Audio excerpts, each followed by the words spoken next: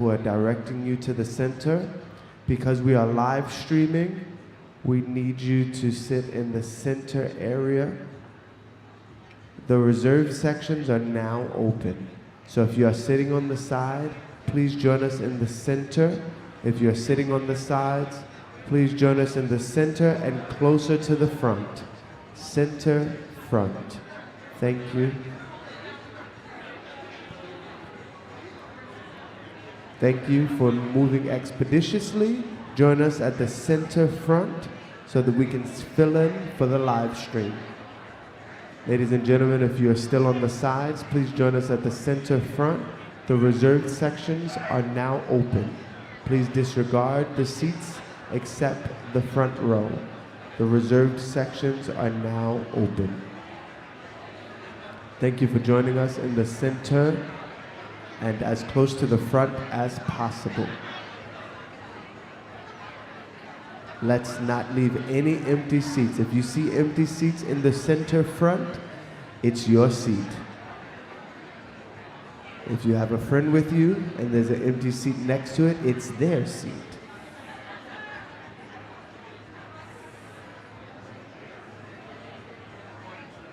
Let's just move up as much as possible. We're almost there.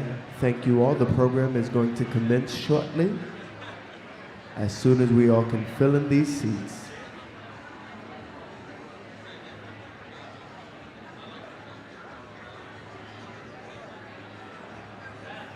There are just a few more seats. I see the ushers are waving. They have a few more seats at the front.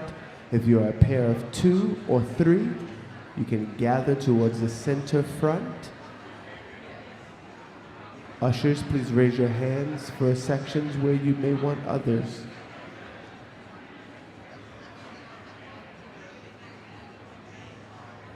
There we go, let's fill on in. Got a full row about to be filled up in the front.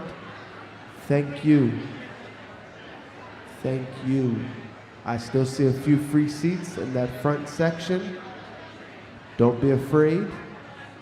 And you don't want to miss the action that's going to happen this morning. This conversation is going to ignite your mind. If you're sitting on the sides, please come to the center.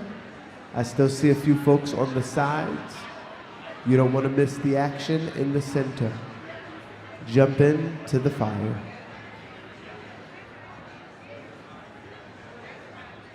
The best views in the house are in the center. There you go. There are no more reserved signs. The reserved sections are now open. Just as President Morial said, if you even considered yourself VIP, you are VIP. So each section is free for you. Come filter in. We have just a few more seats open. I see you moving. You're doing well. There you go. You were sitting and now you're standing, moving to a seat. Thank you. Just a few more. I see about 4 to 6 more people on the sides. You can follow our ushers. They're in all black with red lanyards.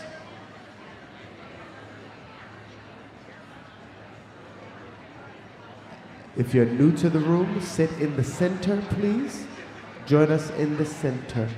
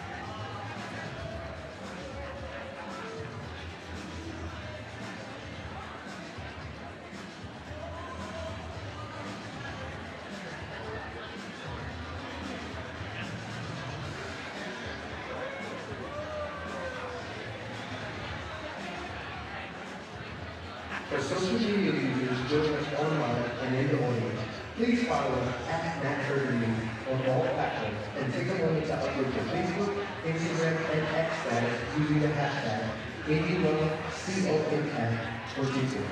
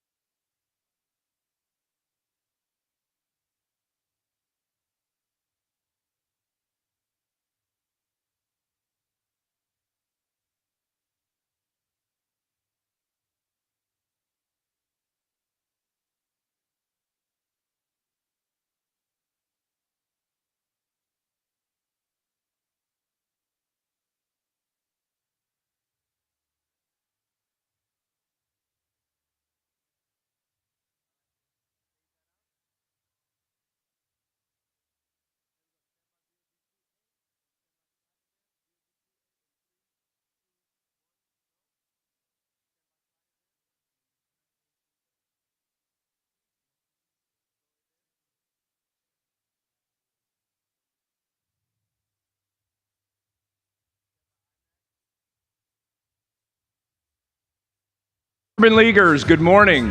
What a tremendous day we had yesterday, and we're going to have another great one today. So welcome to the Urban League's Presidential Plenary, Election 2024, What's at Stake? We have an exciting morning planned for all of you, and I want to thank you for bringing your energy to this gathering. And starting us off this morning, we have one of the National Urban League's most unwavering sponsors, Ramon Jones, Executive Vice President and Chief Marketing Officer of Nationwide. Ramon. Sometimes we lose, sometimes we win, sometimes we try to fit it all in, sometimes we don't know what's in store, sometimes we find what we're looking for, sometimes we're rolling easy and free, sometimes 1 and 1 makes 3, so much to love along this ride. That's why Nationwide is on your side. Good morning, Urban League. I was going to sing the jingle, but I'd rather have her do it. She could do it way, way better than I can. It is an honor to be here today. Good morning, Urban Leaguers, sponsors, supporters, partners. I am honored to be here today addressing this distinguished audience. You guys look good. My name is Ramon Jones. I'm the Chief Marketing Officer of Nationwide, and yes, we are on your side.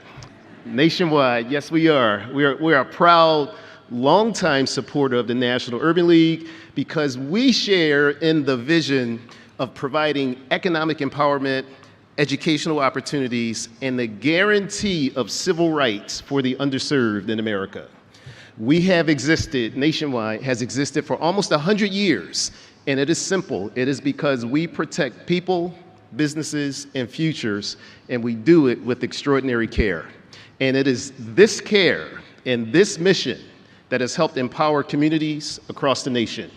We're aligned with the Urban League in the belief that equity and inclusion create a world where everyone has an equal opportunity to thrive regardless of their background. By embracing these diverse perspectives, by advocating for fair treatment for all, we strengthen communities, we drive progress, we influence positive societal change. Nationwide is honored to be a part of this conference where communities and business leaders, policymakers, advocates, we all unite with a purpose of effecting meaningful change. We are here to make a difference. We've come together in this moment to build bridges to a brighter future. So, on behalf of the 25,000 associates that are Nationwide, thank you for the opportunity to work together to ensure vibrant communities. I am honored to welcome you to the Presidential Plenary. Enjoy your conference, and remember, Nationwide is on your side.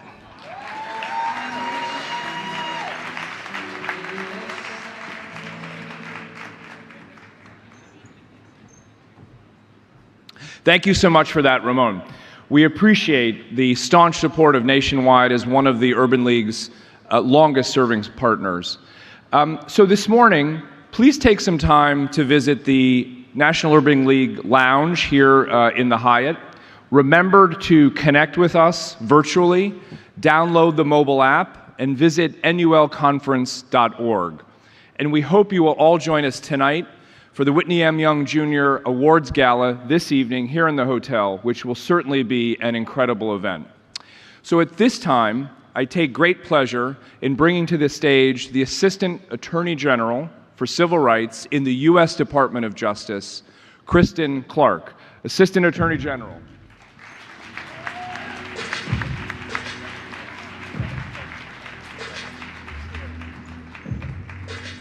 Good morning. First off, I want to thank President Marc, Morial, your board, and the entire National Urban League movement for inviting me to take part in your annual conference. It's such an honor to stand beside you, not only today, but every day in the fight for equal justice for Black Americans.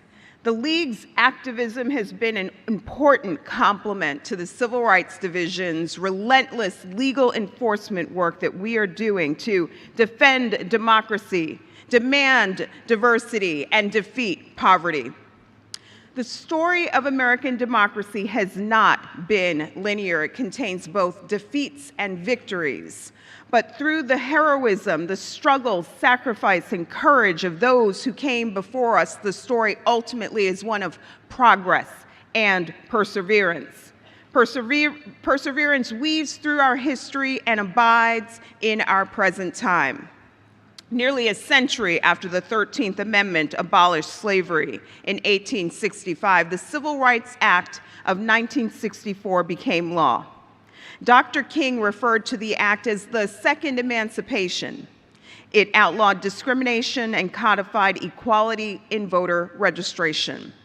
And although the act provided tools to protect Black enfranchisement, states continued practices that denied Black citizens access to voting. And so brave Americans continued the fight for the promise of equality, including enduring state-sanctioned violence.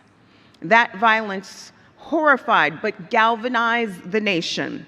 And on August 6th of 1965, President Lyndon B. Johnson and Congress brought the Voting Rights Act into existence.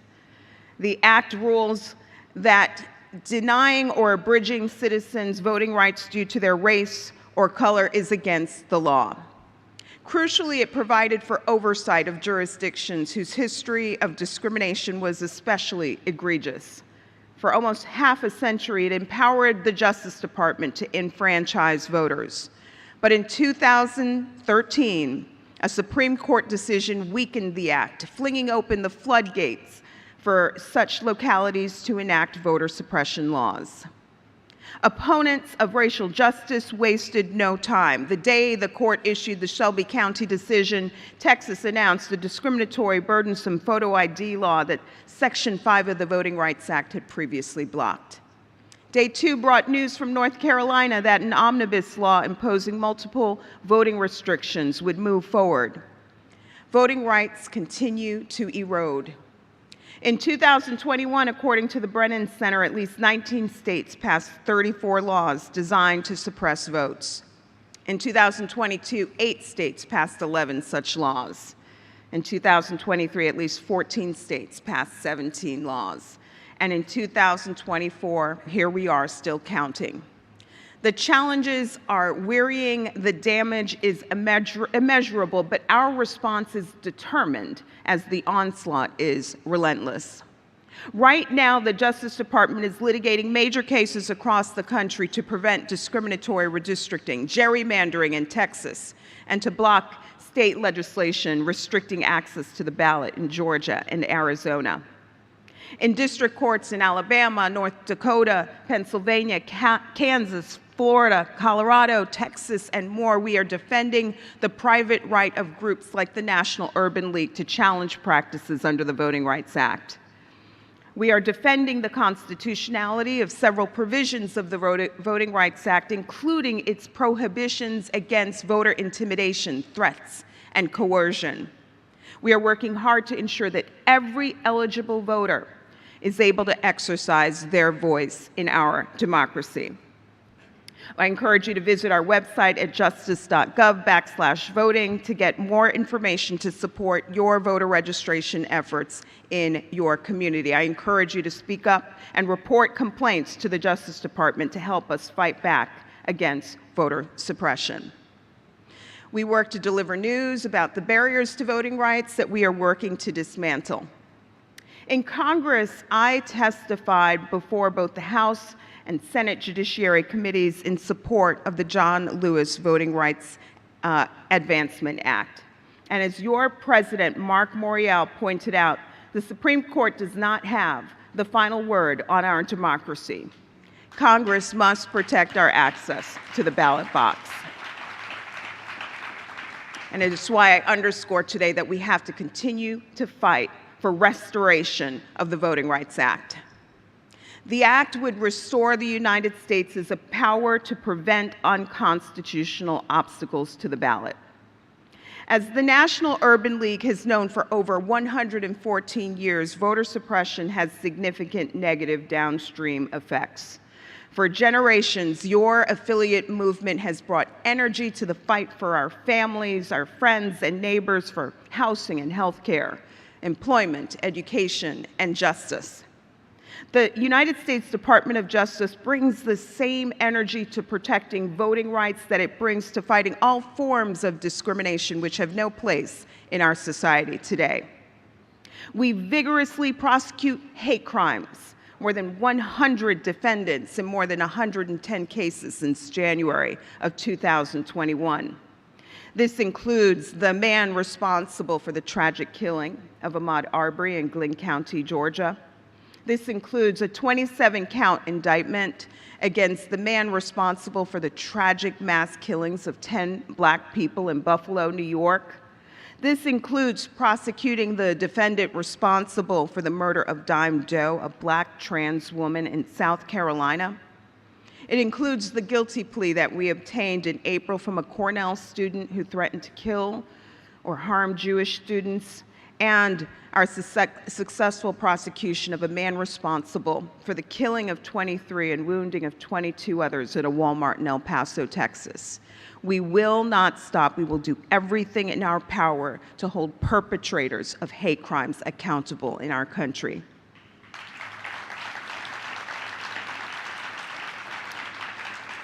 We're also working to ensure access to equal educational opportunity in our country. This includes work to address the harassment that Black students face in too many school districts in our country, where we see students subjected to physical harassment, racial slurs, and more. This work includes our work to end the school-to-prison pipeline and our work to end the use of corporal punishment inside our schools. Every student deserves to have a safe place to learn in our country. Our education justice work includes, more than 70 years after Brown versus Board of Education, ongoing work that we are doing to enforce 130 school desegregation cases across the country.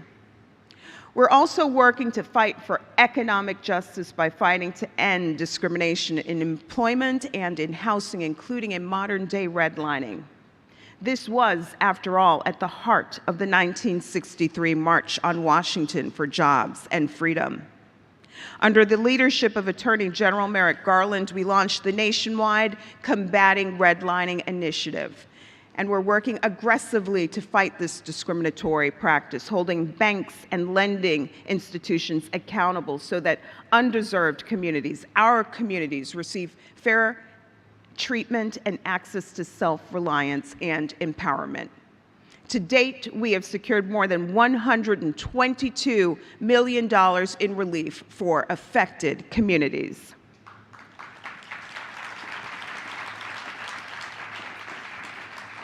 We're also working to defend the rights of people with disabilities. This includes their right to access web and mobile content, and we issued a final rule in April of this year that requires state and local governments to make accessible any such conduct.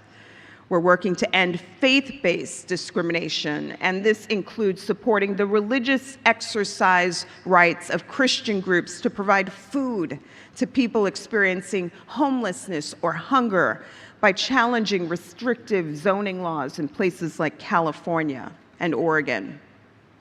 As part of our mission to ensure public safety and the rule of law, we're also working to ensure constitutional policing in every corner of our country. And this includes holding police officers accountable for their conduct.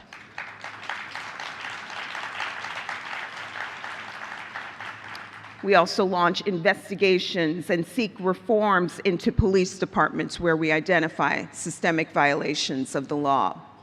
For example, we prosecuted the officers who participated in the heinous and tragic murder of George Floyd in Minneapolis. The officers responsible for the tragic death of Tyree Nichols in Memphis, and are currently prosecuting 4 officers tied to the tragic death of Breonna Taylor in Louisville.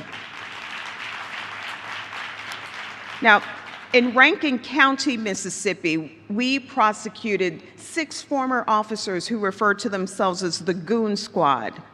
They tortured and viciously abused 2 young black men at a home.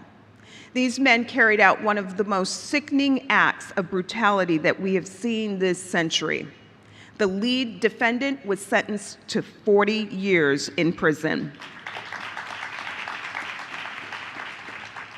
We also are investigating law enforcement agencies for engaging in a pattern or practice of unconstitutional conduct, and are doing that work right here in Louisiana, where we are looking at the Louisiana State Police here, where we have a consent decree with the New Orleans Police Department, New York City, Phoenix, Louisville, Minneapolis, and more. And in June, we announced the findings of our investigation into the city of Phoenix and the Phoenix Police Department, where we found that they used excessive and deadly force, discriminated against Black, Latino, and Native American people when enforcing the law, violated the rights of people engaging in their First Amendment right to protest and demonstrate, and discriminated against people with behavioral health disabilities when dispatched in response to people in crisis. We're also protecting the rights of those who are incarcerated in our jails and prisons. This work includes a recent investigation into Parchman Prison in Mississippi, which we found maintain conditions that violate the 8th and 14th Amendments of our Constitution. The jail permitted uncontrolled violence among prisoners and failed to provide mental health treatment or offer suicide prevention measures, resulting in 10 murders and 12 suicides. We're now working to ensure that the prison houses people in the least restrictive setting necessary for its safety, working to ensure that they monitor people's mental health, especially those held in solitary confinement, and working to ensure that they provide sufficient opportunities for daily physical movement and time outside their cells. We do this work because people do not surrender their rights at the jailhouse door.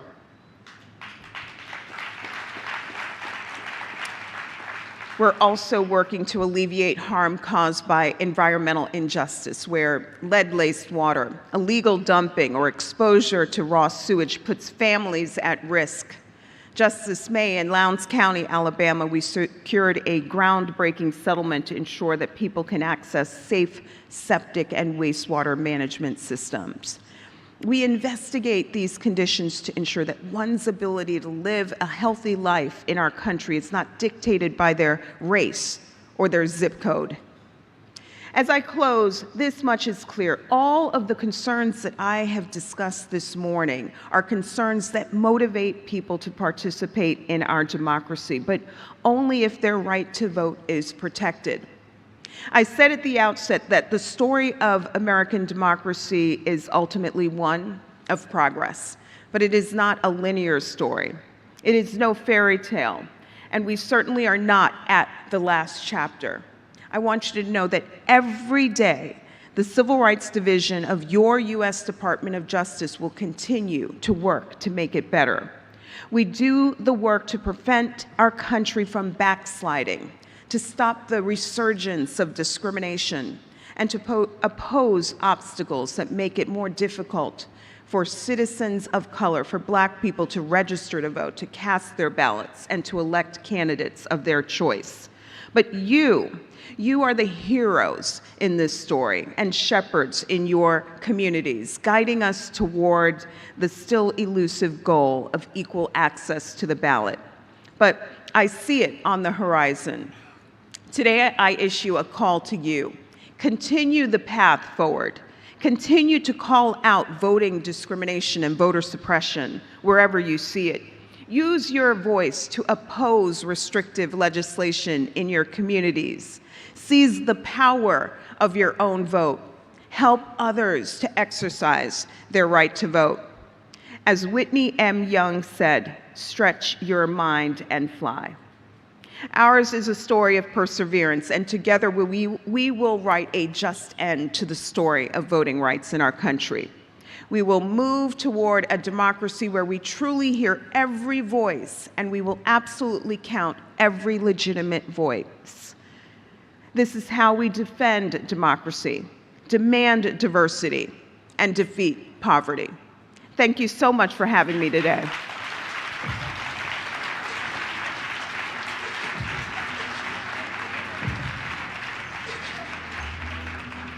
Well, thank you to the Assistant Attorney General for her partnership with the National Urban League and her heroic work.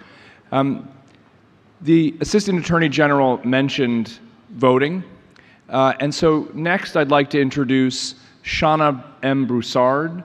She is the Commissioner of the Federal Elections Commission. I had the chance to chat briefly with her this morning. She's been very busy. She's going to be even more busy in the next few weeks, and she's doing hugely important work. Shauna, welcome.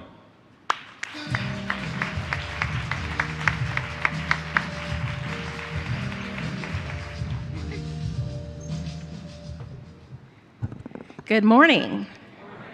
Let's do it again. Good morning. Good morning. Okay, everybody's awake now. My name is Shauna Broussard. I am a commissioner at the Federal Election Commission.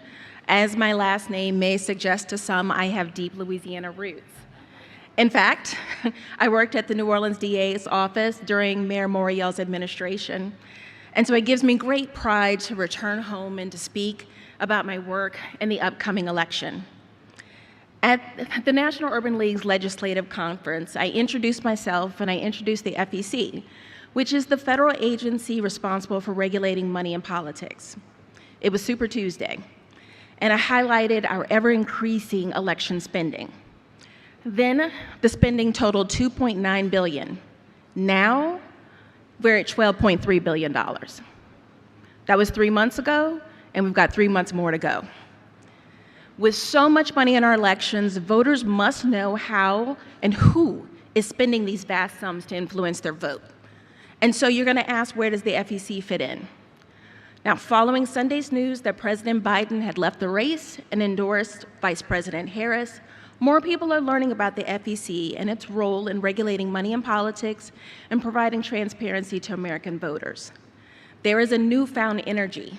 It's palpable in this room and throughout the country as a Black woman is at the doorsteps of becoming president. Now, people are engaged and we are excited, but the foundations for this moment date back to January of 1972, when Representative Shirley Chisholm announced her candidacy for president. By the June Democratic Convention, she had raised over $33,000. By comparison, in the 48 hours that followed Joe Biden's endorsement of Kamala Harris, the campaign astoundingly raised $126 million. Yeah. While much has changed in politics in the 52 years between these events, our current moment has its roots in Shirley Chisholm and her courage to bring her own folding chair to the table. Now, you're probably wondering whether I'm going to address the $96 million question. It's like the game show, folks. But I'm going to tell you facts. Joe Biden and Kamala Harris registered jointly with the FEC, my agency, as candidates on the same form and with the same committee. Here's the big takeaway. This is not the first presidential ticket to do so. And the FEC, my agency, has never once questioned this. Now, Biden has withdrawn, and we thank him, and we will continue to thank him for his service. But Harris is the sole candidate on the committee. And those, ladies and gentlemen, those are the facts. Now, you can see the outsized responsibility that a tiny agency of 300 people has in defending democracy and regulating campaigns and fulfilling its mission to ensure transparency on the sources of our campaign funding and spending. Ultimately, these disclosures reflect whose resources are being used to impact policy. These policy decisions which often have a disproportionate impact on marginalized communities. Because commissioners, me, we're nominated by the president, we're confirmed by the Senate, and the agency's leadership history naturally reflects our political system where wealth and power are concentrated. The fact that I serve as the first person of color in the nearly 50-year history of the FEC exemplifies the difficulty in piercing this structure. Thank you. Breaking this ceiling, even with a small agency, remains important because the perspectives that we bring. For instance, before my confirmation, efforts to expand opportunities for everyday Americans seeking federal office were few and far in between. Like many others, I firmly believe that Congress should reflect those they represent. But the price of entry creates a barrier for many to run for office. And too often, it is people of color and young people who may have fewer resources to mount successful campaigns. And that is why I, as a commissioner at the Federal Election Commission, expanded the rules which now allow candidates to draw a salary from campaign funds. And this makes it more accessible for Americans to run for office. This includes the stay-at-home parents, disabled veterans, the recent graduates, and the hourly wage earners. Because by demanding diversity through the campaign finance process, perhaps the novelty of someone like Vice President Harris assuming the top of the presidential ticket becomes the norm. Regardless of the outcome in November, the work of perfecting our democracy will continue. And the National Urban League plays a critical role advocating for economic and social justice, and we see the product of your efforts. The work of defending democracy looks different for all of us. For me, it means ensuring that the FEC is prepared to meet this historic moment by providing transparency and educating the public. For others, here, it means holding accountable the leaders we will soon choose, not only by scrutinizing their records, but also by understanding how the interests that help them win office influence their decisions. But for all of us, it requires being engaged and energized as we go into the future. Thank you.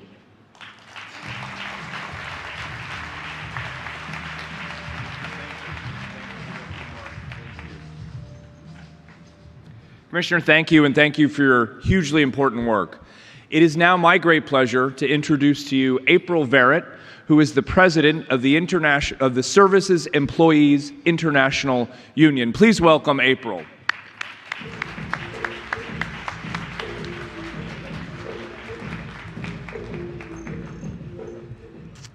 Good morning, National Urban League. It's early, and y'all, I know the quarter and all of that, but good morning.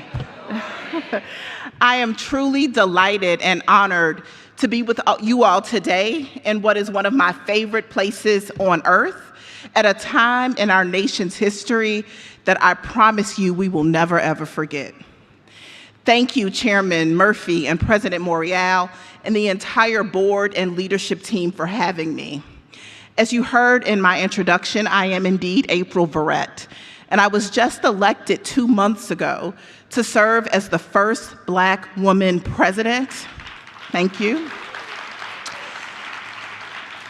The first Black woman to lead the Service Employees International Union, where we represent 2 million hardworking, compassionate care and service workers across the United States, Puerto Rico, and Canada. And look, y'all, I'm doing the hell out of this Black job.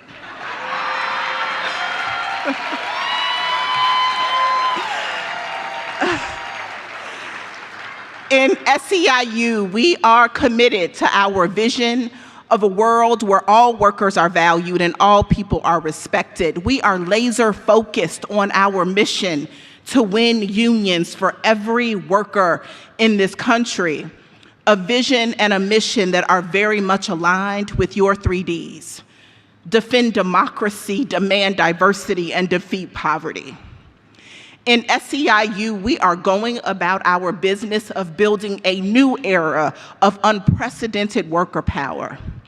Y'all, I am talking about enough worker power to end poverty wage work for once and for all. Enough worker power to dismantle systemic and structural racism. Enough worker power to defeat authoritarianism, white supremacy, and fascism. Enough worker power to protect and strengthen our democracy. Urban League, it matters who we build power with, and it matters who we build power for. That is why SEIU, under my leadership, is going to be intentional about centering us in our union and in our organizing. And I want to be clear about the us. It looks like this room. We are going to center workers that are Black and brown and women and immigrants. Those of us who have been the most marginalized, those of us who have been the most economically exploited for centuries. And when we center us, when we build power for us, when we fight for and win for us, our country will begin to make good on its promise of liberty and justice for all. In SEIU, we got big dreams, we got big goals. And those dreams and goals demand us to change to meet this here moment. It demands for us to evolve into a 21st century union that can step up to the challenge of 21st century workers and meet the needs of a 21st century economy. Y'all, it's time that we build a younger, darker, hipper, fresher, swaggier labor movement. I'll say it again. It is time for us to build a younger, darker, hipper, freshier, swaggier labor movement. And this type of change means we must forge new alliances, build new partnerships. And I'm clear about who we've been, but I am unburdened by the past. And hopefully, with many of you in this room, I will redefine the role of labor and build new relationships that are deeper and stronger with the civil rights and business communities. So today, I'm committing myself to doing the hard work, having the tough conversations, being real. And I invite you to join me in that effort. I know I gotta wrap it up. I'm gonna move to close, but I can't talk to you and not talk about the upcoming election. SEIU has been in the process of touching and motivating and mobilizing 6 million people to vote in key battleground states come November. And we emphasize communities of color and young voters. Some people like to call them low propensity or infrequent, but I reject those labels. We are high opportunity voters. I'd rather tell the truth about how we got those labels than just own them. We are low propensity and frequent because the political class and campaigns have never invested in talking to us, right? And the rampant disenfranchisement in our communities that we just heard about has been made worse by a bought and paid for Supreme Court. So we're gonna change that narrative and we're gonna get out and we're gonna vote. We've been on the doors for over a year now and contacted 1.5 million prospective voters. And y'all, this week, the streets are talking. The streets are talking.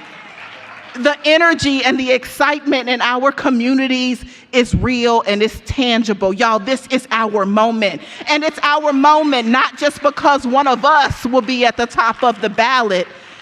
It's our moment because this election is going to be about us. Come November, we're gonna vote for us. Come November, we will make our votes our demands. A demand for a good union job that is part of a safe, healthy, thriving community for everyone. Workers of every race and ethnicity from every place having power and joy.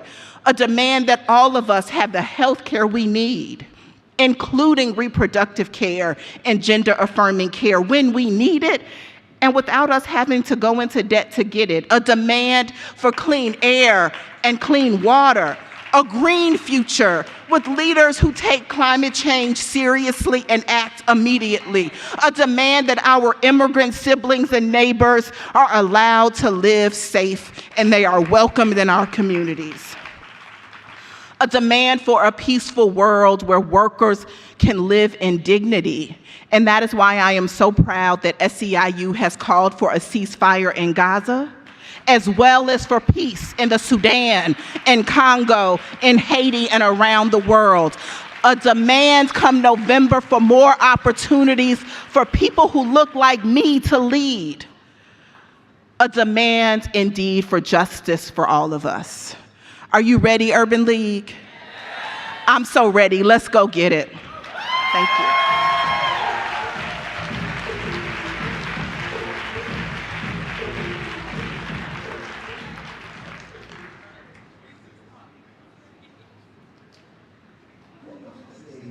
Senior Vice President and Chief Marketing Officer for the National Urban League, Rhonda Spears-Bennett.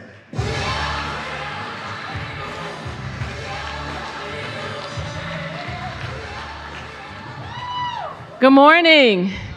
Thank you so much, April. Every election is certainly important, but we all know that there is a great deal at stake in this particular presidential election. And our main theme is D3, defend democracy, demand diversity, and defeat poverty. Project 2025 is the antithesis of D3.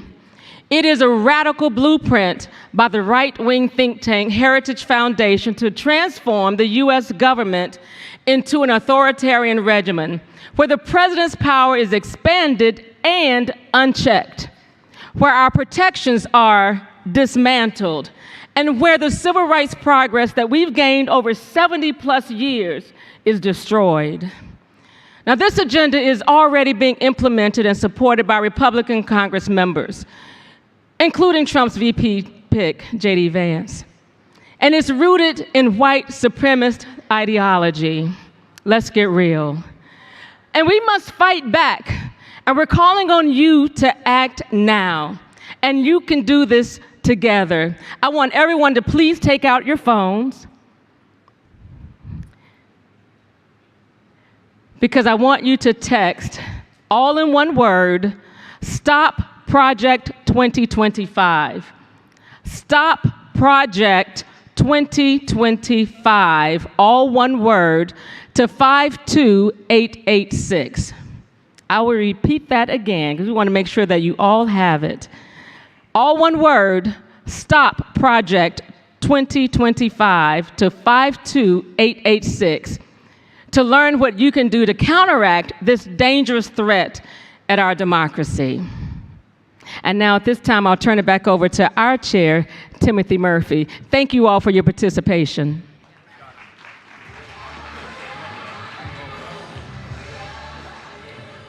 Thank you, Rhonda. So at this time, please allow me to bring to the stage our moderator for this morning's panel. Let's all give a warm welcome to Emmy Award-winning broadcaster and president of Ed Gordon Media, Ed Gordon. Ed, welcome.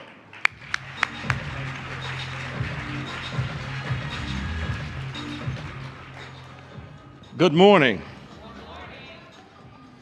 Now, you know I'm going to do it like church. Good morning. All right. Always got to say it twice. We are going to get right into this. It is a conversation that, as you know, has been going on for some time, and as of Sunday, it elevated. As many of you know, I sat with President Biden last Tuesday. We aired the interview on Wednesday, and people have been asking me whether or not I believed he was going to step down even then. And I say no. Contrary to what happened on Sunday, I believe fully when I sat with him on Tuesday, he really believed that he was going to be able to sustain the fight and go through to November. We found out, obviously, the next day that he had contracted COVID. And I think at that point, it allowed him an opportunity to sit in silence for 2 days with nothing to do but think and discuss with his people. And I think they did the math, and he decided to step away. And so now we find ourselves with a new contest and a new assignment. And so that is what we will talk about on this day. We have a great panel, but we also want to get you involved. So we will, at a time, and we're going to do so on the front end because oftentimes we run out of time, we're going to ask you to participate. There'll be microphones in the audience. We'll ask you to come. But you know the rule. It's a question, not a comment. I don't know any of y'all, so if you get mad at me, it won't really matter. But it's my job to keep it brief and keep you appointed to your questions, so I thank you ahead of time. Let me introduce this panel to you. First, Melanie Campbell, President and CEO of the National Coalition on Black Civic Participation and the convener of Black Women's Roundtable. She travels with her fan club. William Barnes, President, Advisory Council of Executives and President and CEO of the Birmingham Urban League. Damon T. Hewitt, President and Executive Director, Lawyers Committee for Civil Rights under Law. And of course, Marc Morial, President and CEO of the National Urban League.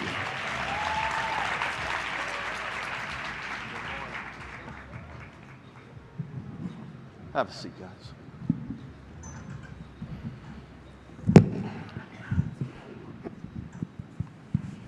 Marc, if I may, I want to start with you, and I want to make sure that we understand, during political season, there's a lot of hype and rhetoric that goes around, and some people who are not politically astute or those that want to follow it on a day-to-day basis see it as simply that, hype and rhetoric. This is a different time, though, is it not? Yeah, first of all, Ed, thank you very much. Good morning. Give Ed a big round of applause. He has been with us so many times over the years, and certainly to my co-panelists, this has been part of the discussion the last several days since we've been here. We understand why this is different. It feels different because it is different. It feels different because of this sense that there are those in this nation that want to literally erase the 20th century. Erase the 20th century. And I'm a student of the 20th century because the 20th century was one of the most remarkable centuries in the history of humankind.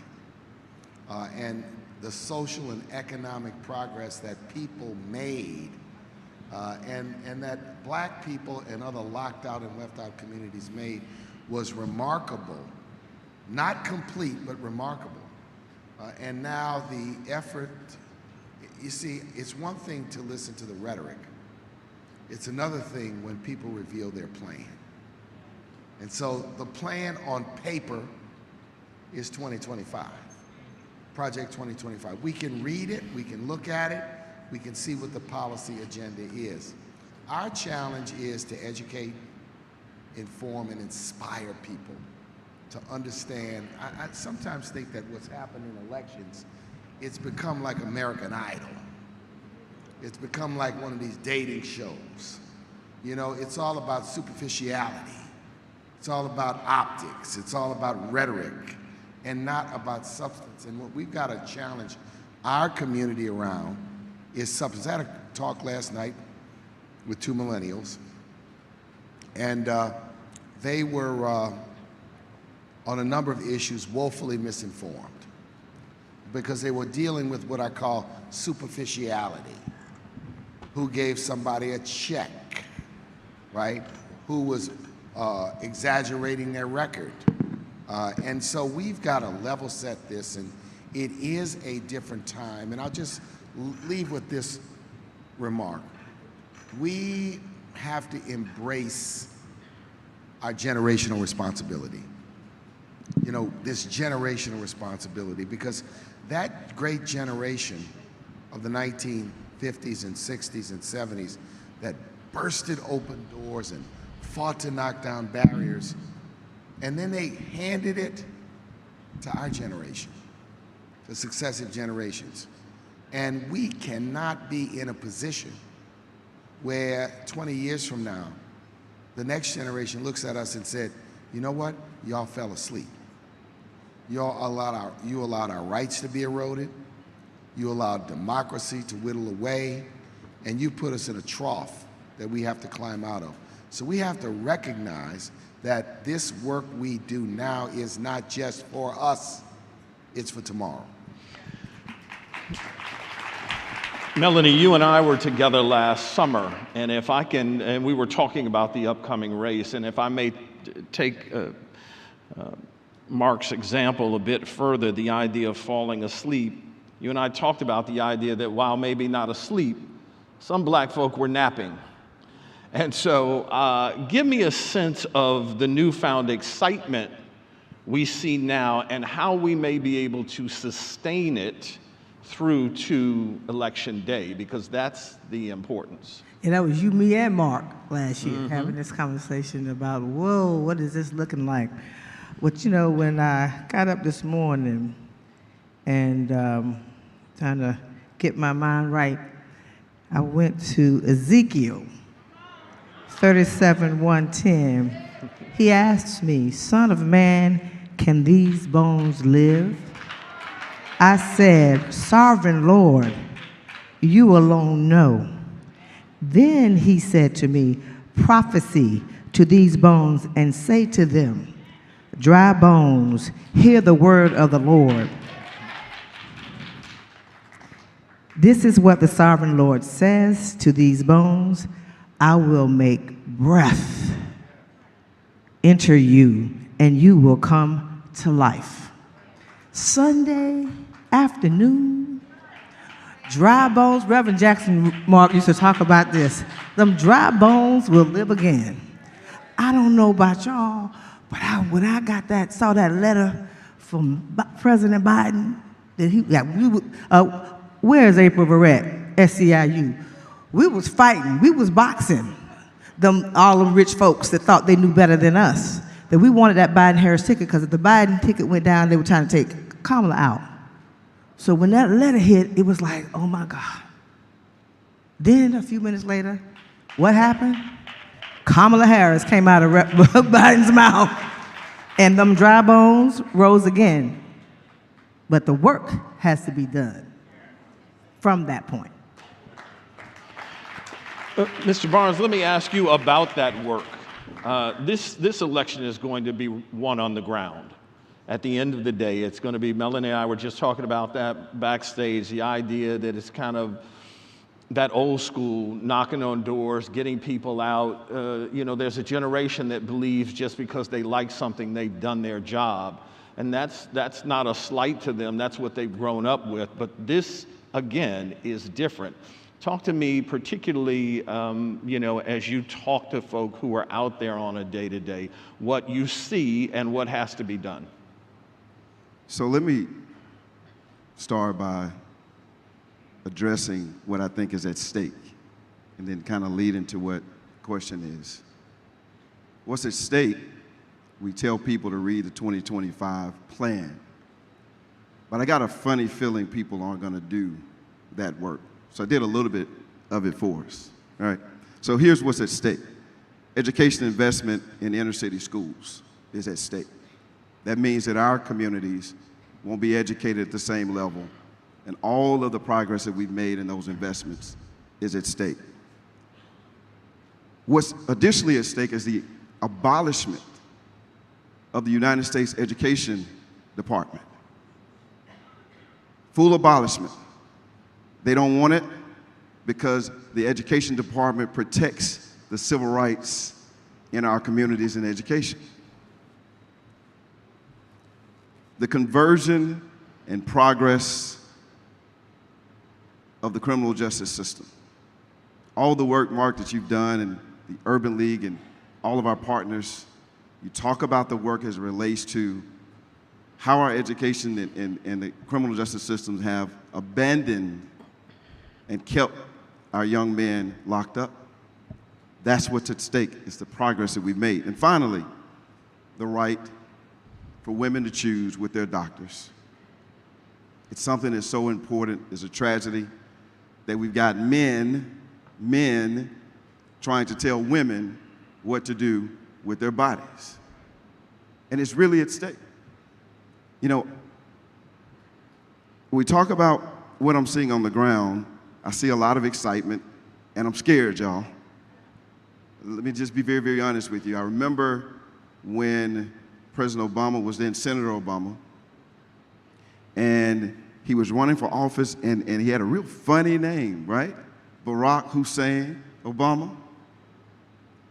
And I remember just a few years prior to that we had an arch enemy by the name of Osama bin Laden. And it just sounded so familiar. I said, there's no way in the world this country would rise to the task of putting such a person in office of color and with a name that's Muslim. But God had a different plan for the United States of America. He had a different plan. But let me just tell you what it took when you asked the question to get to the point. What I'm seeing on the ground is that we've got to do more than show up to the polls. I think everyone in this room is registered, fired up, and ready to go. That's deserved. Yes, if you're fired up and ready to go, a round of applause for being fired up and ready to go. Fired up and ready to go. Say it with me, fired up, ready to go. We got to take it back, y'all, and so here's the deal. What we've got to do now is do more than just say we're fired up and ready to go. We got to drag, push, pull, family members, neighbors, church folk, pastors, and everybody else in between. We've got to ensure that they get to the polls. I said it at the rally, Mark, and I'll be done. We did fall asleep from my perspective. I don't think we took a nap. We fell asleep. And we paying for it as a country. And so let me just speak to my black women for a moment. Thank you for saving us in 2008. Thank you for coming back and putting the current president in office. We know that at the end of the day, it's important that we now once rise again, go back to the whole thing of the 2008 fired up, ready to go. I think that's what we need to do. Mr. Hewitt, give us a sense of how important it is with the eradication of legislation, because it's easy to make Trump the boogeyman. He gives you all the fuel you need on a day-to-day basis. But it's the legislation that we really need to be looking at, not the show over here, is it not? Well, that's exactly right. You know, people want, we have there's a pathway to go from 2008 hope to what we had in the last president, hate, to what people feel, at least in some part, healing. And there's a pathway to that hallelujah. But it's not going to happen on its own, and it's not just about the president. See, what my brother was saying is not just that we fell asleep, but our gaze was just on a singular office. Our gaze was not in the wrong place. It just wasn't in as many places as it needed to be. And so what you talk about, Brother Ed, about legislation is so critical.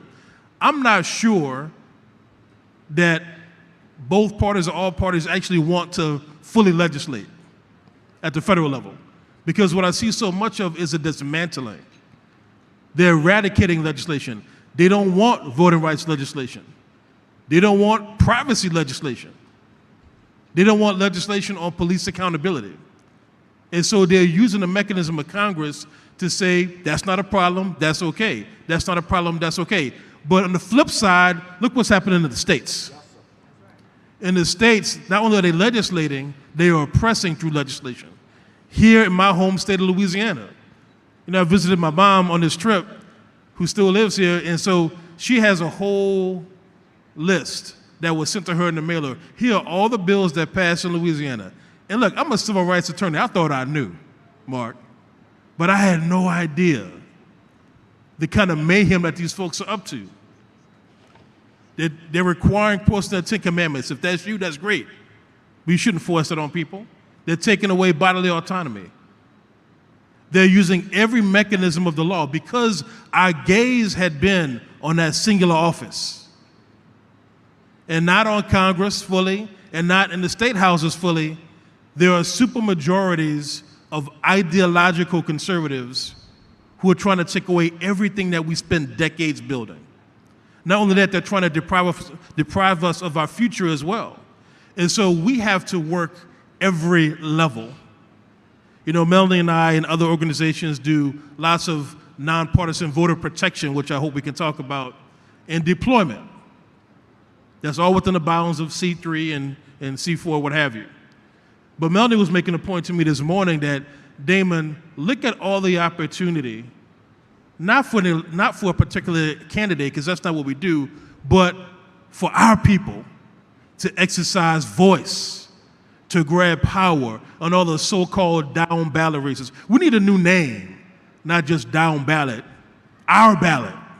Because you know who's your mayor, who's your council member, who's your county commissioner is going to affect you day to day even more. What we can't have is a Project 2025 on top of all that oppression at the state level. So we have to work every level, and that means whether you exercise your voice to elect people to Congress and to legislature and to council, all those levels matter. Otherwise, we'll be legislated not out of the civil rights era, but out of existence altogether. Marc, can we expand on that? Because a lot of times what you'll hear Trump and Republicans say is we're just giving it back to the states. That sounds innocuous. Particularly if you're a certain age, you don't know what states' rights really did. Can you share with that how important it is not to let that simply be a code word? States' rights oppressed us. States' rights held us in bondage. If you read the literature and the history of the Civil War as told by the South, they framed it as a war of northern aggression against states' rights. And states' rights was about my right as a state to maintain segregation, maintain slavery. When the Plessy case came down, it was about states' rights. It was the idea that the 14th Amendment to the Constitution did not prohibit a state from passing a law which required and mandated segregated seating on a rail car. States' rights and the battle against states' rights is what the civil rights movement was all about. I shared with someone an interesting story here in the city about the founding of the New Orleans Saints. When the National Football League was prepared to confer a franchise on New Orleans, one of the conditions was that the city ordinance, which required segregated seating in Tulane Stadium, had to be repealed. And the decision was made to keep the politicians, the all-white male city council of 1966, from voting on it. The decision was made to go to civil rights lawyers and ask them to sue the ordinance in federal court, and then the city would lay down. States' rights. So when you hear return it to the states, it is old wine being repackaged in new bottles. And we have to understand what that is. The federal Constitution has been, and the role of the federal government has been essential to the protection of civil and human rights in this country. So we can't be fooled by that rhetoric. We can't be tricked by that rhetoric. And I think, I encourage all of you in this moment, when we talk to people in our community, people on the job, people in the church, people in our family, young people in our family, we need to be historians. I have a thing I do with my young people. We've done it since they were very little. Whenever a question comes up and we don't know the answer, on the spot, we Google it. Google it. If a word comes up and we don't know what it means, on the spot, we Google it. And then we read what it says out loud. We have to teach and learn and educate all along the way, because I fear that one of the things that lulled us to sleep was some sense that, boy, we have arrived. We have arrived. Well, guess what? Homer Plessy, hopefully his ancestor Keith who's an activist here in town, is going to join us either tonight or tomorrow morning. You know, Keith, Homer Plessy and the Citizens Committee that brought the Plessy versus the Ferguson case never thought they'd lose. They believed, oh, the wording of the Constitution is clear. This Supreme Court's going to strike this down. What is my point? You lose ground if you're not vigilant. You lose ground if you don't continue to fight. And we're at that moment today on a wide range of issues. April is here, and the anti-union garbage in Project 2025 is stunning. Just the idea that people don't have a right to organize themselves for common good and common aims. So I think that is what is so important to remember. Reconstruction led to a backlash. We have to be determined that this is not going to be the end of this second Reconstruction period. That's why the ballot in the fall is so crucial. And all of these things are not antiquated. Just as that led to a backlash, the election and presidency of Barack Obama led to a backlash. And so I think we need to continue to connect those dots to make sure. We are going to bring a microphone to this middle aisle. So once you see, and she'll wave when the microphone comes, you can get in line. I would suggest that if you see 2 or 3 people up, if you are not able to stand for a long time, wait till that line dies down a bit. Damon, if I can come back to you, one of the conversations that I had with the president on last Tuesday was my suggestion that the Democrats have not played the long game very well. Republicans said decades ago, we're going to get rid of Roe versus Wade. It took them a minute, but they got rid of it. To Marc's point, you have to stay the course. They've stayed the course. One of the things President Biden suggested is this election is not necessarily only about me and, my last term if I win. It's about the Supreme Court and appointments there. We talk about that again, but we don't always connect the dots in terms of what that body can mean for generations. Give us a sense. Well, I'm so glad you brought that up. It'll catch up with you. So glad you brought that up. No. There it is. Just thank you. So I think you're so right in your observation about the Democratic Party. And I will say, I don't want Democrats to give me a long-term agenda. I want to give all elected officials our agenda, an agenda for Black America. Amen. That I think is an agenda for all America.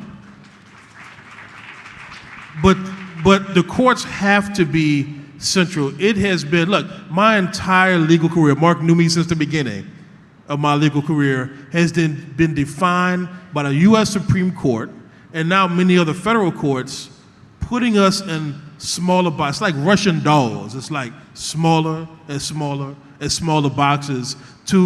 There's less we can do through civil rights litigation today than we could have done 25 years ago.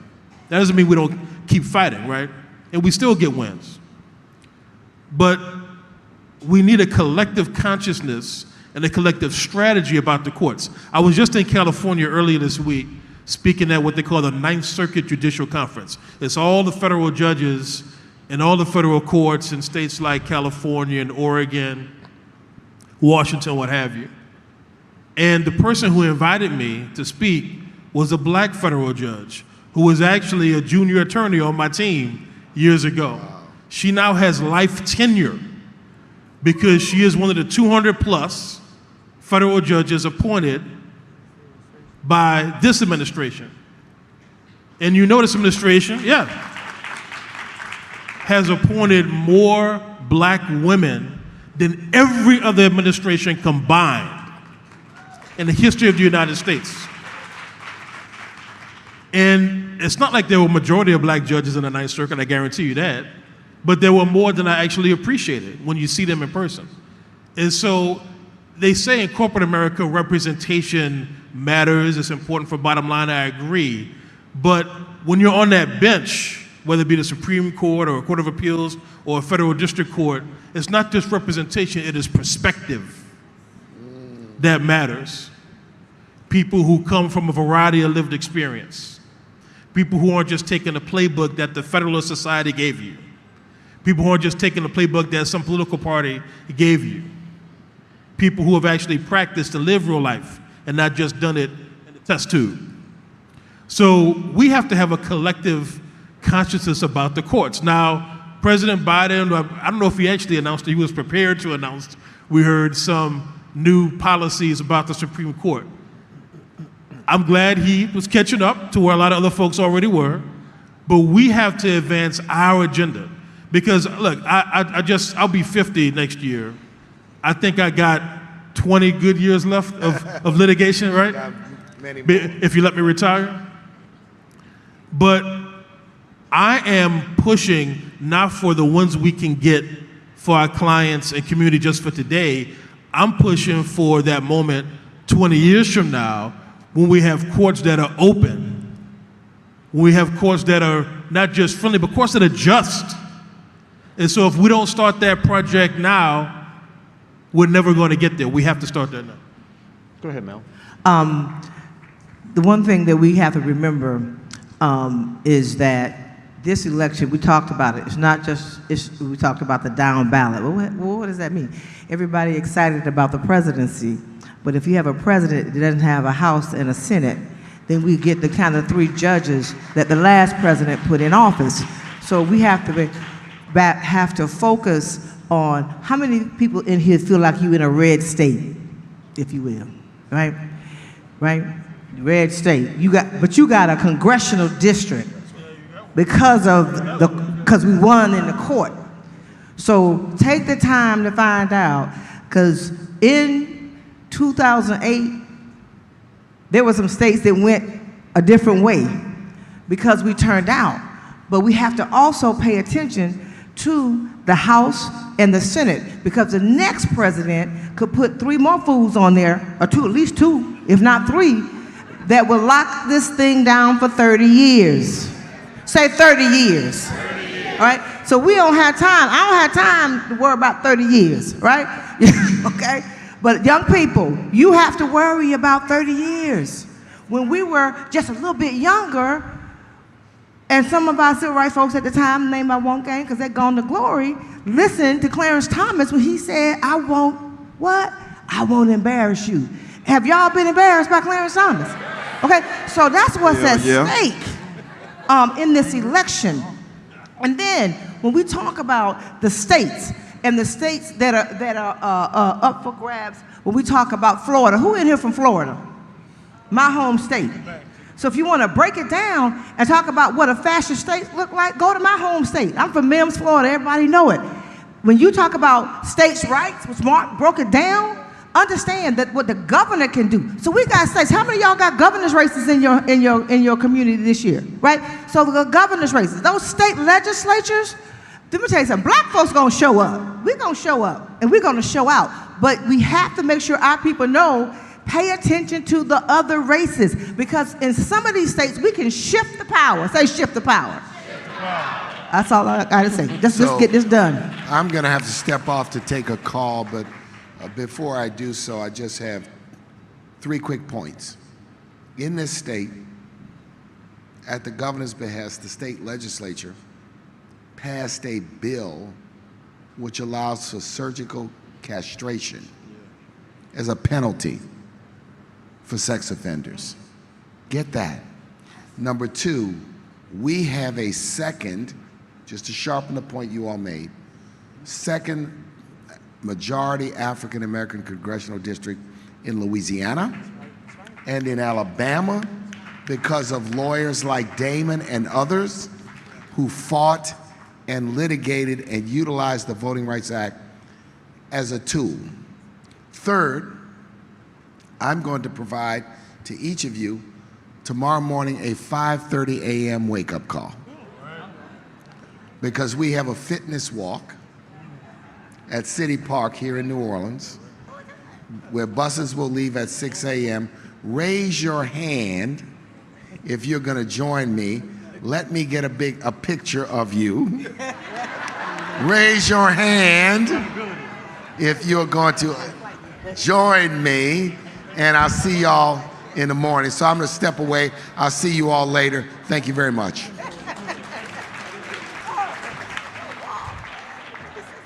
I appreciate y'all that didn't, fold to the pressure when you and I ain't going to be at 5:30.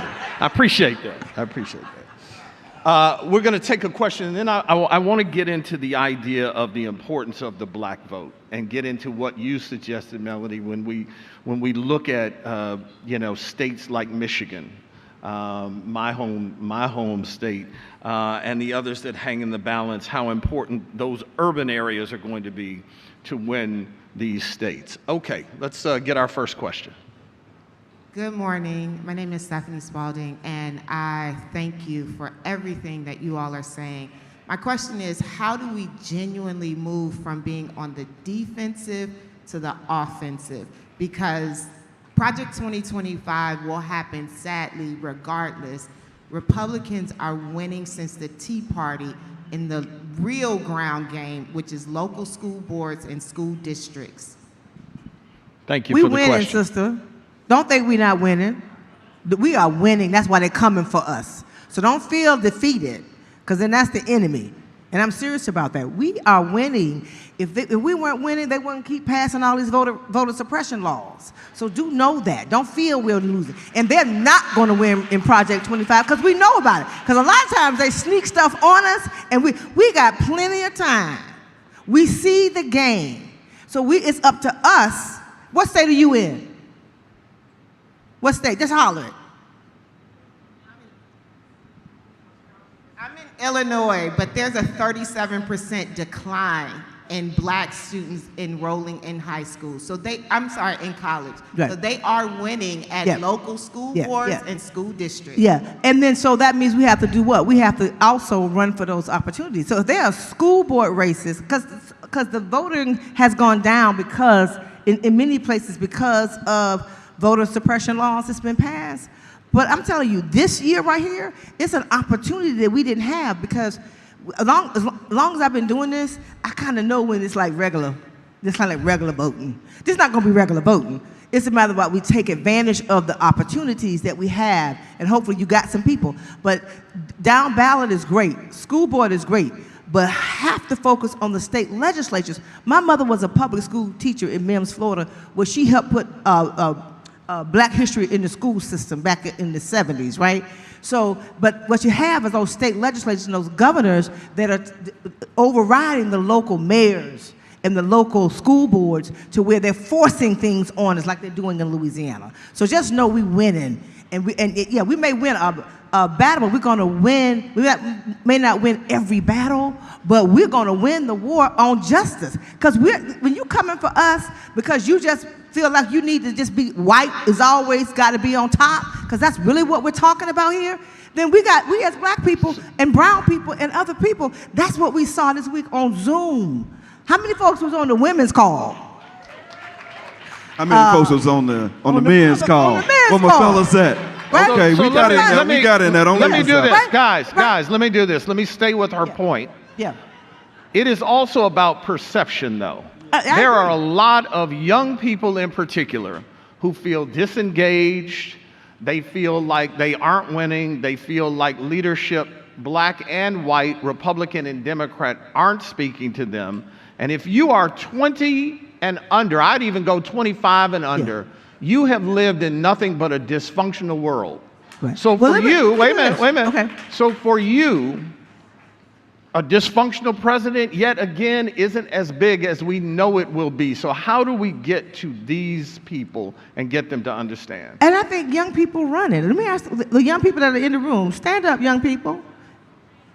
I'm not talking about, but Melanie, I'm not talking about the people that are here. Yeah, well, Ed, respectfully, they're here. No, I didn't say they weren't here. Right. Stay with me. Right. I'm not talking about these folks. They're diligent. They understand. They've been brought along. They've been taught. I'm talking about the people that aren't here. What I'm going to say to you, because I've worked with young people and we all been young ourselves, is that those young people who are in this room are the ones that can help get the other young people to get fired up and ready to go. It's not going to be me. I'm going to provide the opportunity. I'm going to provide my Black Youth Vote. I got a young sister here sitting here now, my Vice President of Policy. Wave your hand. With the other sister here, Tanya Tyson. That's all I'm trying to say is that it will take other young people, what has worked, look, we had more black men, young black men who helped us organize in Maryland for that primary when nobody said, people thought it wouldn't happen, and Angela Alsobrooks, for those who are in Maryland, won, beat that white man who spent $60 million versus $7 million, because young black men from the neighborhood, from Southeast, who had never worked on an election before. I saw that happen. We saw that happen. So that's what I'm trying to say. And that's the perception I'm talking about. These things have to get out and be told. Let me just jump in. And then let me just say this, and I'll let you pick up your point. Thank you. And okay, you do have a line. Okay, go ahead. So I want to speak to that too, because I agree with my sister Melanie is that we are winning. The problem is that we take 2 steps forward, we may take a step back. When we win, they attack us, and I don't know that we're always ready for the attack. And now we have to then regroup. So from my perspective, anybody remember Karl Rove? They've been doing this since the days of Karl Rove. Karl Rove, you know, now he's a saint compared to what we have now. But Karl Rove was the one that was talking about how we're going to take over the states. It was his plan and the Republican Party plan that was talking about the states. So from my perspective, our side, our agenda, we press it, we win, but I don't know that we're comprehensively doing that. And then we need to present our own 2025 plan. And then we got to stick to it. We got to press our elected officials. We got to put them in, young folks, some folks with some season. We got to be sure they got the knowledge base. Then we got to make sure that we're pressing, in my opinion, that comprehensive plan across the board. Absolutely. Yes, sir. Talked about how Tell us who you are and where you're from, and then give us your question. My name is Dre Jackson. I'm from Fayetteville, North Carolina. Go to North Carolina A&T State University. Aggie Pride, you know. But my question is, how is the state changing so many laws on voting, and we're not hearing enough about this, especially me being so young. I haven't heard none of this ever. So how are they doing this so fast, right over our head? So, how is it happening so fast? Rome wasn't built in a day, but apparently it can be dismantled in minutes, right? So I think it's part of what I was saying earlier, brother, about the gaze wasn't on the state houses. So look, a lot of the voter suppression laws we see now, people think, well, that's in response to Obama being elected. But Obama was elected in 2008, the first time, and then re-elected 4 years later. It's actually a response to winning. It's a response to, so when folks saw masses of people taking peacefully to the streets to protest, multiracial, interfaith coalitions focus on black people's lived experience and justice for black people, whether you call it Moving for Black Lives or Black Lives Matter or just plain common sense. When they saw that, that's when the voter suppression bill started coming. It's a response to winning and a resurgence. It's actually a response to the young people who put their lives and liberty on the line in places like Ferguson and Baltimore and elsewhere, right? So, but because our collective gaze was just on the presidency when people felt it was good or when they felt it was horrible, all the state houses is where things run amok. And let me tell you, we're still, the Lawyers Committee, the organization I lead, we're still litigating cases against voter suppression bills in Georgia, in Texas. Sister organizations are litigating in places like Tennessee and Florida. So it happened that quickly because our game plan collectively wasn't broad enough. And I don't mean just the people sitting up here, I mean as a community. It wasn't broad enough. But the point is it can be taken back. It won't be easy, but it can be taken back. And so I want to also just a quick response to the earlier question. We have to have a moral compass, but we almost have to have no conscience. And I mean, what I mean by that, it may sound conscious, what I mean by that is if you take an L, take a loss, that's all right, keep moving. See, this is what professional athletes know. The sisters in the WNBA, or the brothers in the NFL. They know if you lose, that's not the end. That's what Melanie's talking about, because one battle is not the war. The Federalist Society and Project and Heritage Foundation and Project 2025, I don't believe they will win, but what they have won already against us, they didn't get there overnight. It took them quite some time. It took them decades, and every time they were told, y'all crazy, y'all wild, it'll never happen, every time they lost, they said, okay, they just kept going with no conscience at all. We have to be able to do that same thing. And they've also crafted the narrative, and that's what I was talking about in terms of perception. You know, I've been in the media game for 30 plus years now. Wow. And I think one of the things that we have to start to realize is the idea that everything that's told to you, not just on social media, but in the news, is not correct. And sometimes they will make something out of nothing, i.e. the idea that day one, there was this narrative of, why haven't the Obamas endorsed her on day one? As if to say there's an issue there. Well, she got what she needed yesterday, and we move on. If they can throw things out that get us caught up and looking, to your point, gazing over here versus staying right here, we have to stay right here and be smart enough to understand and know that. Okay. Yes, thank you. Good morning. My name is Aaliyah Kimbrough, and I'm from Lorain County, Ohio. As a former reporter, I'm kind of used to speaking on a platform and to masses, but when I think about voter apathy on a ground level, specifically about my father and other black men in my family who frankly all have negative experiences, how do we kind of address that? Do you have any strategies for that? You know, I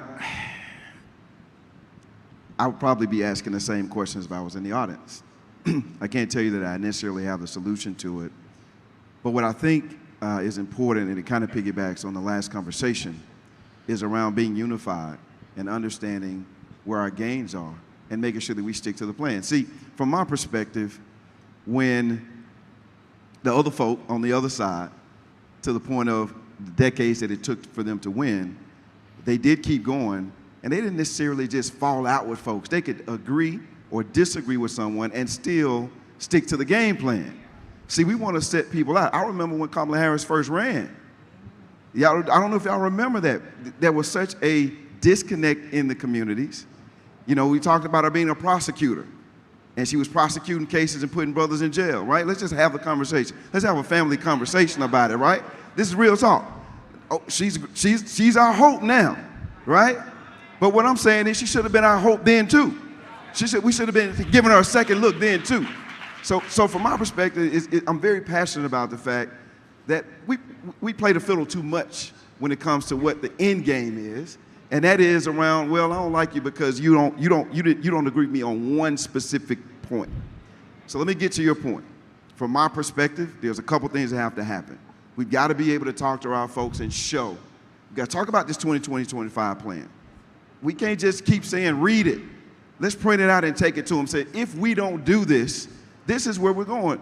All of the gains we've made are under attack, and we can see it. You know, and I'll end on this point. One of the biggest losses that we have is our right to be able to support folks just standing in line and doggone vote. Yeah. So my point is, I think we got to have real conversations. I think we got to stop bickering and arguing or saying, well, hey, this person didn't do one small thing, and support the greater agenda and objective of what our community needs. I have one response, may not solve a lot of people, but I don't think John Lewis and Amelia Boynton Robinson marched across the Edmund Pettus Bridge and were beaten so that we could only vote if we were excited about the candidate. I mean, just really. Yes, sir. But the other thing, though, is I would say this. For people for whom that message does not resonate, what about this? We're standing on the shoulders of all those folks, and all we could do is do worse? We can't do any better? If you are all the black men in anybody's family, if you may be your uncle, a grandfather, a father, what have you, if you actually care about your nieces, nephews, children, and grandchildren, you just gonna sit it out? and let them take the weight, that's ridiculous, right? And I say that not to call brothers out, but to call brothers in. You know, I was on a call, Brother Phil Agnew, who founded Dream Defenders and now has Black Men Bill calls on Saturdays. He invited me to a call a few years ago. I couldn't believe what I was hearing from some of the brothers on the call. They were like, you know, well, why do judges really matter? Is Trump really that bad? What have you? You know, like, okay, I'm coming from a nonpartisan perspective, but the point is you cannot sit it out. Because if you sit it out, it's not, if you don't care about the black and white images of yesterday, care about the full color 4K, 5K images of tomorrow in your own offspring and children and grandchildren, nieces and nephews. At least care about that, because when a story is written, when a story is told, everybody's going to know where were you and what were you doing. If things were great, did you help make them great? If things are horrible, what did you do to stop it from happening? Yeah. That's the message to me. Just if you don't mind me asking the brother, having a little weigh in on the brother question, is that all right? Yeah. Please. We were in South Carolina in February for the primary, and we, for our Power to Ballot, we won't be race bus tour, and we had a conversation in Columbia, South Carolina. Anybody from Columbia, South Carolina? And we were at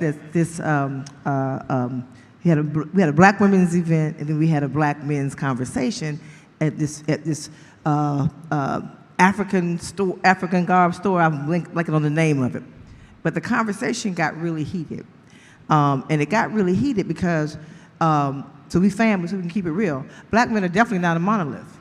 Brothers who were LGBTQ+ weren't comfortable because it got to be talking about some crazy stuff. So part of what we also have to do is find a way. What I learned, one, you may have to sometimes have separate conversations because black men are very different. But I also want to say that when people say black men are not voting or they don't vote right, the data don't prove that out to be the case. We may be 10% off, 5% off, or what have you, but we actually are voting. And then when we do our polling, we poll every major election cycle, and we poll black men out as they're leaving the polls. And guess what? The issues are the same. So mostly the same. So there's something about the narrative that you talk about. They put it out there. And the thing that I think happened on Sunday and Monday, it showed that we are not as divided as we think we are, because brothers decided, Roland and all of them decided, and Michael Blake and those guys, and y'all came together. I sneaked and listened, like y'all listened to the women's call. We listened to y'all call too. So the fact that we could raise in 2 hours, where's Joe Taker? I think will be on here later. $1.3 million in 3 hours, and the brothers did the same thing and had we had 44,000, they had 53,000. We are more united than we are divided. Yep, and I should say anecdotally, when they talk about black men peeling off and voting for Trump, I've not met, and unscientifically, I've not met one black man who said, I'm voting for Trump.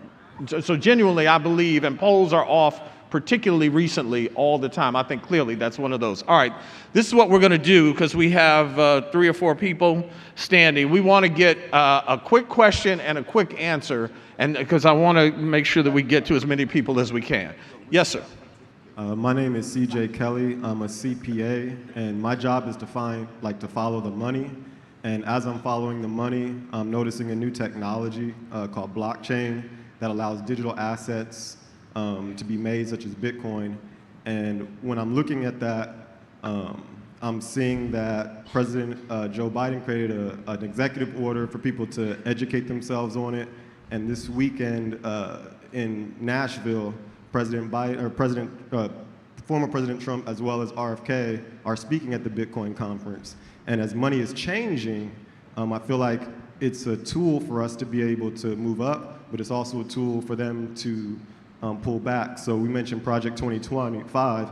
In Texas, a lot of that money is being mined through Bitcoin. And the Republicans, as of 2 weeks ago, they just took the whole platform to say that they're pro-Bitcoin, pro-crypto, pro-digital assets. And so my question is, what are we doing to educate ourselves on the change of money? Because money has been one of the most oppressive tools against us this entire time.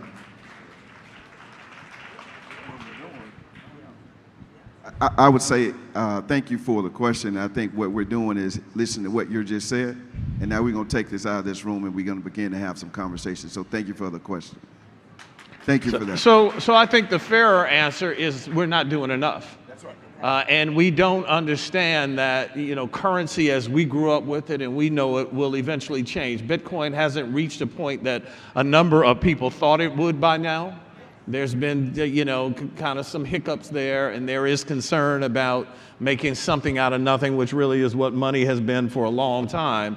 But the reality is, money is still the honey of politics, and it still is the idea of, what you get. So I would suggest that people like yourself who have an understanding, make some noise and get those that don't understand the importance of that down the line and say, listen, we need to be looking at this. Sometimes, particularly if you're young, you feel you don't have the permission to speak out and say you need to be looking at this, but we need to be ringing that bell. So thank you for that question, brother. Appreciate that. All right, next question, please. Hey, my name is Landon Martin, and I'm from Huntsville, Alabama. Bring that up to you a little bit closer. My name is Landon Martin, and I'm from Huntsville, Alabama, and my question is, how can young people feel engaged and be involved if we're constantly being told that we're lazy and we don't want to work?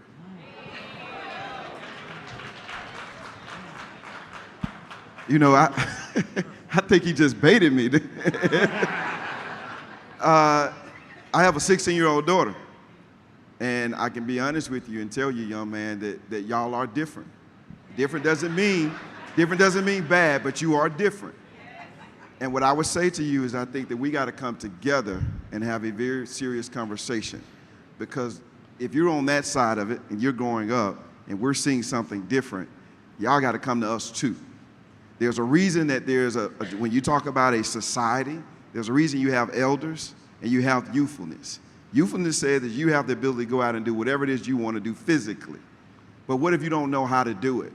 You can go talk to an elder and they can help you. And together, you have a community that's stronger than anything else you can ever have.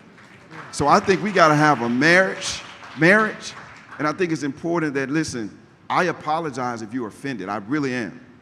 I apologize to you. I won't apologize to my daughter. But I apologize to you if you're offended. But I'm hopeful that you understand that when I look across the board and when you see a lot of other people looking, we just want the best for you. We just want the best. And what we're seeing is that the activities don't seem like you're trending to get the best out of this country. I would say that when I have a 13-year-old great nephew that lived with me and his father for a long time, we also have to meet you where you are and use the tools that you use. Because I totally don't get the whole gaming thing, and I don't get it, right? I'm not gonna get it, that's okay. You get it. And so that the way that you can reach your peers is very different than it was when I was your age. So part of it is us being able to come to you to say, okay, so how do we utilize what you're into to get your peers engaged? And so we were talking, I think it was people are starting to do organizing, and for those who are going to be organizing your Reclaim the Vote for Urban League, we do the traditional, go to the barbershop, the beauty shop, and that's important too, because we learn a lot. Tanya, we're in the barbershop, in the beauty shop. But also gaming the vote, gaming opportunities for young people to use to be able to, because they're talking to each other and they have a whole community. I'm like totally confused, but they're not, and you're not. And so when people say you're lazy, no, you're not lazy, but you do things different. And for those who came up under COVID, it's even more of a challenge. So I said we have to come to you and utilize what you help us figure out how to help you organize your peers. But I also think that we've got to be honest about the idea that your generation didn't come with a different DNA, right? Your DNA is the same, and when we were younger, we thought certain things that our parents didn't understand. The difference is, though, I think, elders now, and I'm talking about my generation and those, I'll be 64 in August. But if you're 50 and 60, you're too afraid to really get in their face as if, you know, they're going to offend. I used to tell my daughter, it's all right. You broke. You ain't got no money. You can be coming back. You can be bad for a minute, but you'll be back. So the difference really is not the DNA. I think it's on us to really pull you up and not worry about what you feel in a particular point. Because to your point, if I love you, you will understand down the line why I did that. And that's what we've got to get to. But I thank you for the question, and I think what he said is real to many young people. Okay. All I say for the question is, we love you. There is no future without you. So any tensions that you see or feel, which happen with every generation, is out of that. Because we have no future without you. All right, we're going to move to, thank you, young man. We're going to move to the next question. And let me just say this very quickly. If I was a conspiracist, I would say they didn't want us meeting today because it's cold as hell in here. Y'all they know y'all don't like cold weather, but I ain't gonna say all that. Yeah, yes, sir. You're up. Go ahead, young man. How y'all doing? So, We're good, baby. We're good. Yeah, Elijah Green, Austin, Texas, Austin Area Urban League, Young Professionals. Texas, Maine, Florida, baby. I had a quick question, right? It's about unity. So we talked about, I am 31, so I'm a younger millennial. So we talk about bridging the gap, right? In my professional life, I'm a military veteran, so now I work as a solution architect. In my personal, professional, and nonprofit life, my peers are older. I see sort of, from my perspective, a gap that is built. And my question is, how do we bridge that gap, and what will it take? We're talking about Project 2025 from an alternate perspective, but is there a Project 2025 either from the perspective of the Urban League or from your personal perspective that we can build as young professionals a professional framework to grow from and drive that unity? I tell you, there's not one single playbook for all of Black America, but there is a through line that is very strong. And yesterday I was wearing a t-shirt on my flight from an organization called Advancement Project that's celebrating 25 years. And they had their taglines on their shirt. And we have our own shirts at the Lawyers Committee. We wore them in Selma, we wore them in different marches. And I've seen other shirts. And one of the words that's on a lot of those shirts is power. At the Lawyers Committee, we focus on voice, that we are heard robustly through our vote and otherwise, opportunity, so that they can't tell us you don't belong in these institutions or this workplace. We also focus on power. And power isn't just getting one person elected. Power is electing the people that you want. Power is self-determination. Power is bodily autonomy. And so I think power to me is a through line.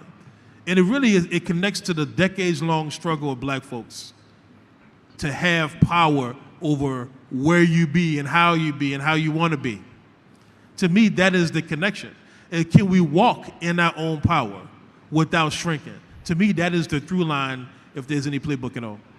What I would suggest, though, is to the young man's point, there may be some better collaboration that our groups can have and maybe should have as we start to put some things together. And so we should encourage those who are out front to really look at that. So each one of the panelists can see, they write us little notes here. This is a producer's note because they said give each one of them 1 minute. But I know Melanie looking at that talking about 1 minute. I ain't taking no damn 1 minute. So I will ask you guys, though, to summarize quickly some kind of marching orders for this group and what we should be looking at. Melanie, we'll start with you. Well, I'm going to start with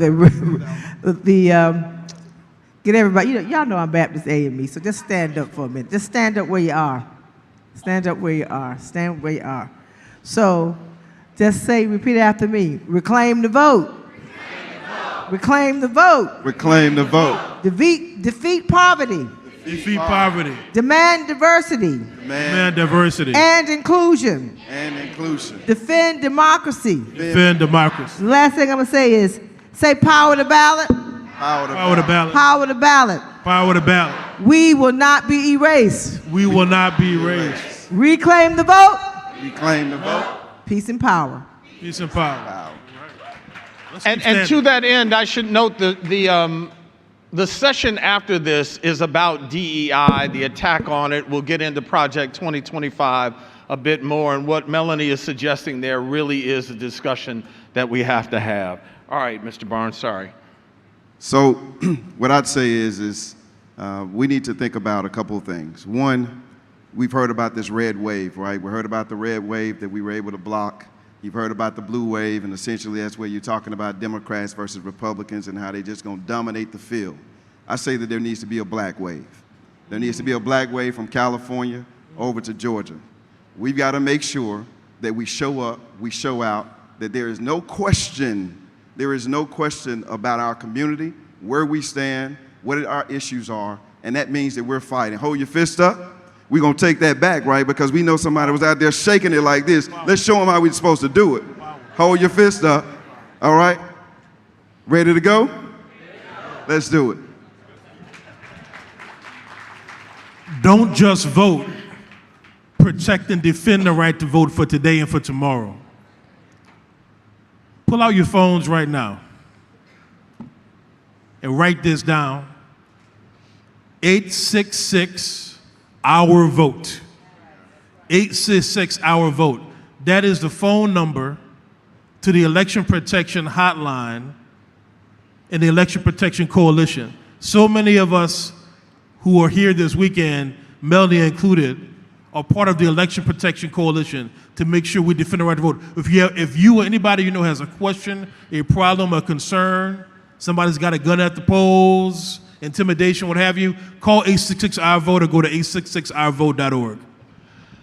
Let us thank this panel first and foremost. As I mentioned, don't go too far. We've got a great panel on DE&I coming up and the threat against it, and I don't think that we understand how deep that will be. I will also suggest this. We have the power within our hands to make a difference. And so if you think about these urban areas in these states, these swing states, Atlanta and Georgia, Philly in Pennsylvania, Detroit in Michigan, Milwaukee in Wisconsin, we can make a difference. Please make sure that you move and vote. We'll be back in just a few minutes.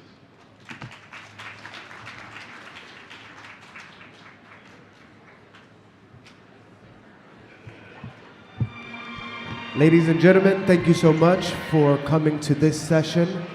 Forums are beginning immediately. We have to clear the room. Please go directly to the forums. Thank you so much for coming. Please go directly to the